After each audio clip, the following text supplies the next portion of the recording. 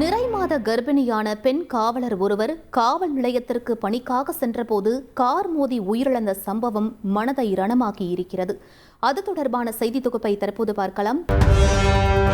புதுக்கோட்டை மாவட்டம் பள்ளப்பட்டி கிராமத்தில் இருந்து மண்டையூர் காவல் நிலையத்திற்கு கர்ப்பிணியான பெண் காவலர் கிளம்பிச் சென்றபோது திருச்சி புதுக்கோட்டை தேசிய நெடுஞ்சாலையில் இந்த கோர விபத்து ஏற்பட்டுள்ளது.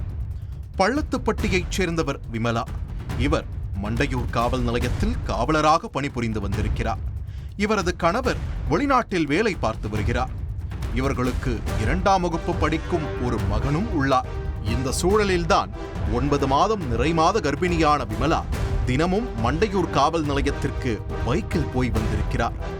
வழக்கம் போல இன்றும் அவர் தனது வீட்டில் இருந்து இருசக்கர வாகனத்தில் ஹெல்மெட் அணிந்தபடி காவல் நிலையத்திற்கு புறப்பட்டு சென்றுள்ளார். அப்போது பள்ளத்துப்பட்டி கிராமத்தின் பிசினஸ் ஆரம்பிக்க இடமெல்லாம் இல்லைன்னு சாக்கு போக்கு சொல்லாதீங்க. இங்க ஒருத்தர் வீட்லயே டெரகோட்டா பிசினஸ் செஞ்சு வருஷம் லட்சக்கணக்கில் சம்பாதிக்கிறார். எப்படின்னு தெரிஞ்சுக்க ஃப்ரீடம் ஆப்பை டவுன்லோட் பண்ணுங்க. ரோட்டில் இருந்து மெயின் ரோட்டிற்கு வர முயற்சித்த போது அசுர வேகத்தில் திருச்சி நோக்கி வந்து கொண்டிருந்த கார் ஒன்று பெண் காவலர் விமலாவின் மீது பயங்கரமாக மோதி உள்ளது. பிறகு மோதிய வேகத்தில் இருசக்கர வாகனத்தோடு காவலர் விமலாவும் சில தூரங்களுக்கு இழுத்துச் செல்லப்பட்ட நிலையில் சம்பவ இடத்திலேயே விமலா பரிதாபமாக உயிரிழந்திருக்கிறார்.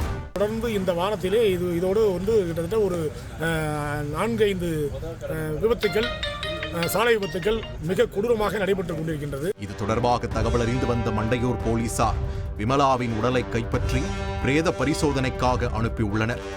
மேலும் வழக்கு பதிவு செய்து விசாரணை நடத்தி வருகின்றனர். 9 மாதம் நிறைமாத கர்ப்பிணி பெண் காவலர் சாலை விபத்தில் உயிரிழந்த சம்பவம் புதுக்கோட்டை மாவட்டத்தில் பெரும் சோகத்தை ஏற்படுத்தியுள்ளது. உயிரிழந்த பெண் காவலர் விமலாவின் குடும்பத்திற்கும் காவல்துறைக்கும் முதலமைச்சர் ஸ்டாலின் ஆழ்ந்த இரங்கல் தெரிவித்துள்ளார்.